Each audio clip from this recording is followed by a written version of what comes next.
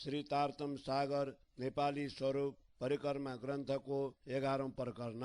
लाल चौतरा ठूला जानवरहरूको नृत्य स्थान। यो विशाल लाल चौतरा रङ्गभवनको उत्तर दिशामा वायव्य कोणबाट 1200 मन्दिरसम्म परमधामको भित्तासँग जोडिएको छ। यसमा बडावनका वृक्षहरूको छाया पर्दछ। यहाँ श्री राजश्यामाजी तथा ब्रह्मात्माहरूका लागि बस्ने विशाल स्थान छ। पुरा 1200 मन्दिर लम्बाई 30 मन्दिर भर चौडाइको चौतरामा कठबार बनेको छ। चौतराका तल सबै वृक्ष पंक्तिबद्ध तथा समान रूपले देखिन्छन्। यहाँका वृक्षहरू अति अग्ला छन्। छज्जा तथा छाताका रूपमा बनेका यी वृक्ष रङ्गभवनको चाँदनीसम्म पुगेका छन्। यिनका हाँगा लाल चौतराको माथि छत जस्तै गरी छाएका हुनाले चौतरामा बस्ने सुन्दर स्थान बन्दछ, जहाँ बसेर श्री राजश्यामाजी पशुपन्छीहरूको क्रीडा हेर्नुहुन्छ। यस स्वप्नवत भूमिका सबै रत्न यद्यपि यहाँ मूल्यवान लाग्दछन्, तापनि स्वप्नका यी वस्तुहरूको उदाहरण अखण्ड परमधामका वृक्षहरूका लागि दिन सकिँदैन। यी वृक्षहरूको प्रकाश चाहे त्यो डाली हाँगा वा पात नै किन नहुन्, तर पुरा आकाशमा पनि असीमित हुन्छन्। यी वृक्षहरूका हाँगाहरूको एक अंश मात्रको पनि प्रकाश पुरा आकाशमा व्याप्त गर्दछ भने फेरि यिनको तुलनाका लागि कुन उदाहरण प्रस्तुत गरौं। जब यस भूमिको बालुवाको एक कण मात्रको पनि उदाहरण दिन सकिँदैन भने यहाँका वृक्षहरू तिनका फल, पुष्प, पात तथा भवन र झरोखा आदिको उदाहरण कसरी दिन सकिन्छ। यस पुरा चौतरामा एक सुन्दर गलैँचा बिछिएको छ। यसका बीचमा सिंहासनमाथि श्री राजश्यामाजी विराजमान हुनुहुन्छ र उहाँका दुवैतिर सखीहरू बस्दछन्। श्री राजश्यामाजी ब्रह्मात्माहरूका साथ यहाँ सिंहासनमा विराजमान हुनुहुन्छ। उहाँका दिव्य शोभाको वर्णन नश्वर शरीरको बुद्धिद्वारा कसरी हुन सक्दछ। श्री राजश्यामाजी सिंहासनमा विराजमान हुनुहुन्छ।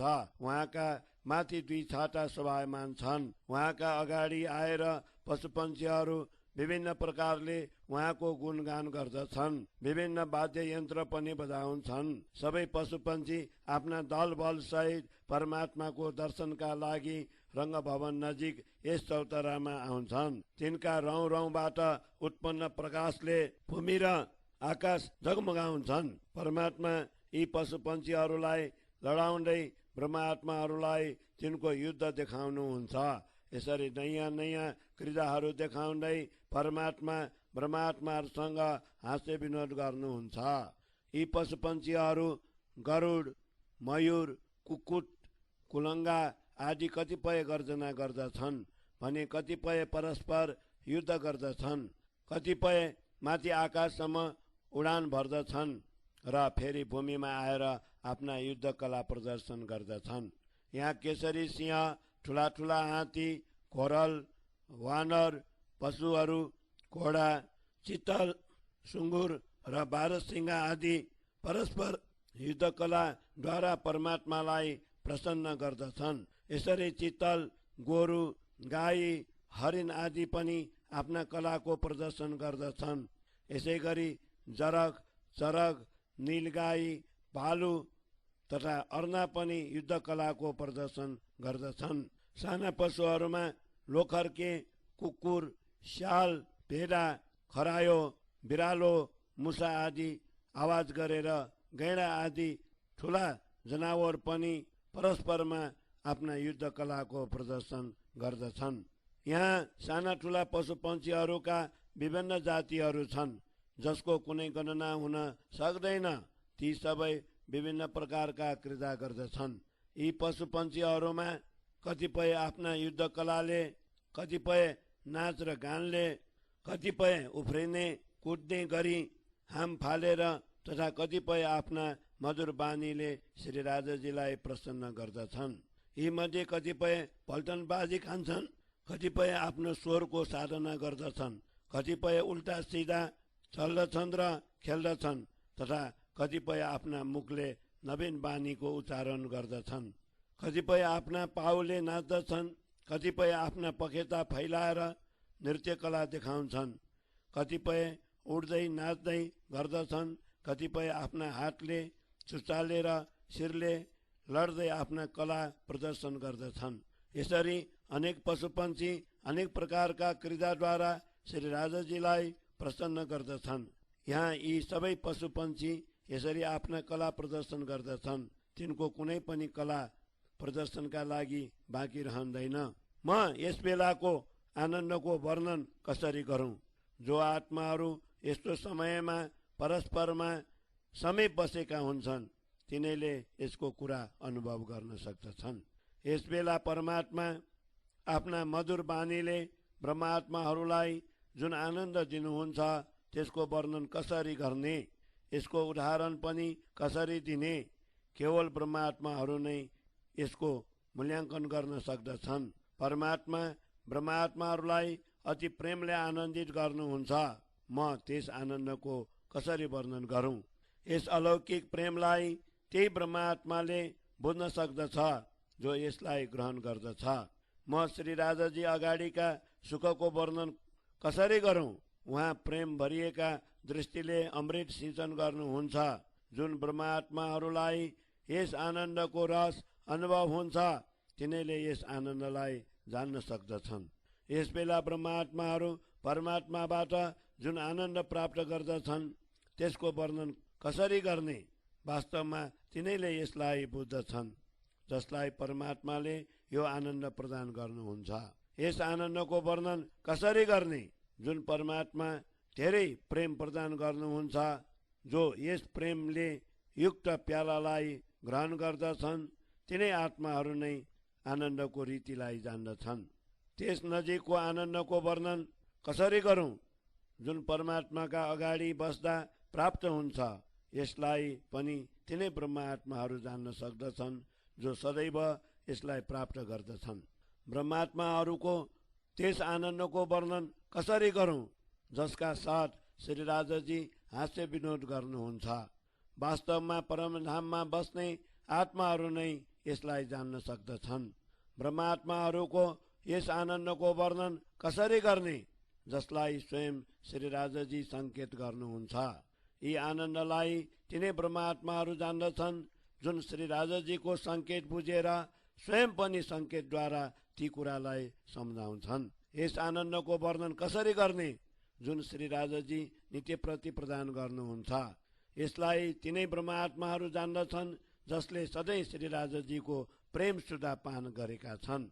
ब्रह्मात्माहरूको यस आनन्दको वर्णन कसरी गर्ने जसका साथ श्री राजाजी हास्य विनोद गर्नुहुन्छ? यस विशेष आनन्दको अनुभव गर्ने ब्रह्मात्माहरू नै बुझ्न सक्दछन्। ब्रह्मात्माहरूको यस आनन्दको वर्णन कसरी गर्ने जसलाई स्वयं श्री राजाजी आफ्ना नजिक बोलाउनुहुन्छ र आफू सम्मुख बसाएर वार्तालाप गर्दै नेत्रद्वारा अमृत रस पान गराउनुहुन्छ? ती आत्माहरूको सुखको महिमा कसरी गाउने जसलाई श्री राजाजी सम्मुख बसाएर वार्तालाप गर्नुहुन्छ? यस सुखका लागि अरू कुनै उदाहरण छैन। स्वयं ब्रह्मात्माहरू नै यसलाई जान्दछन्। प्रियतम परमात्माको हृदयमा बसेका ती ब्रह्मात्माहरूको आनन्दको वर्णन कसरी गर्ने जो श्री राजाजीका अगाडि बसेर परिसंवाद गर्दछन्? त्यस आनन्दको वर्णन कसरी गर्ने जसका साथ स्वयं श्री राजाजी प्रेमपूर्ण हृदयले कुरा गर्नुहुन्छ? जो ब्रह्मात्माहरू परमात्माका हातले प्रेम सुधा पान गर्दछन् तिनैले यस आनन्दलाई जान्दछन्। परमात्मा जसलाई आफ्ना प्रेममयी दृष्टिले हेर्नुहुन्छ ती ब्रह्मात्माहरूको आनन्दको वर्णन कसरी गर्ने? ब्रह्मात्माहरू पनि स्वयं आफ्नो प्रेम रूपी प्याला भरिभरिकन श्री राजाजीका समक्ष प्रस्तुत गर्दछन्। म ब्रह्मात्माहरूको यस आनन्दको वर्णन कसरी गरौँ जो परमात्माका आँखा आफ्ना आँखामा मिलाउँछन् र परमात्मा समक्ष आएर बारम्बार प्रेम सुधाको प्याला पिउँछन्? परमात्मा जब टाढा बसेका ब्रह्मात्माहरूलाई आफू नजिक बोलाएर नजिकै बसाल्नुहुन्छ त्यस बेलाको आनन्दको कुरा कसरी गर्ने? ती ब्रह्मात्माहरूको आनन्दको वर्णन कसरी गरौँ जसलाई परमात्मा हृदयले नै चाहनुहुन्छ र ती पनि परमात्मा समक्ष आएर मधुर बानी बोल्दछन्? ब्रह्मात्माहरूको त्यो आनन्दको वर्णन कसरी गरौं जब ती बारम्बार परमात्माका आँखातिर हेर्दछन्।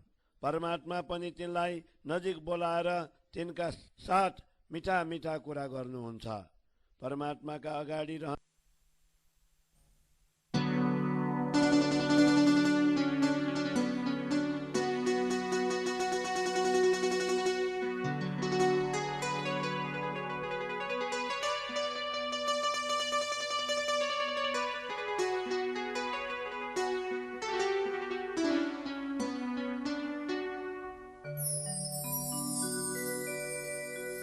इन विध साथ जी जागिए,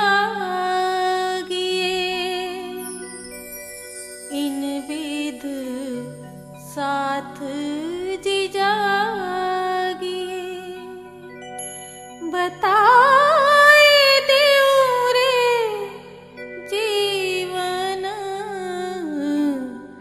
इन विध साथ जी जागिए।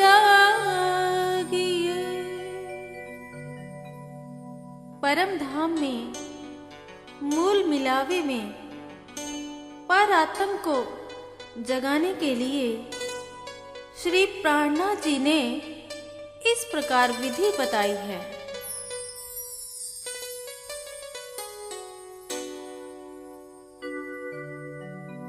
इन विध साथ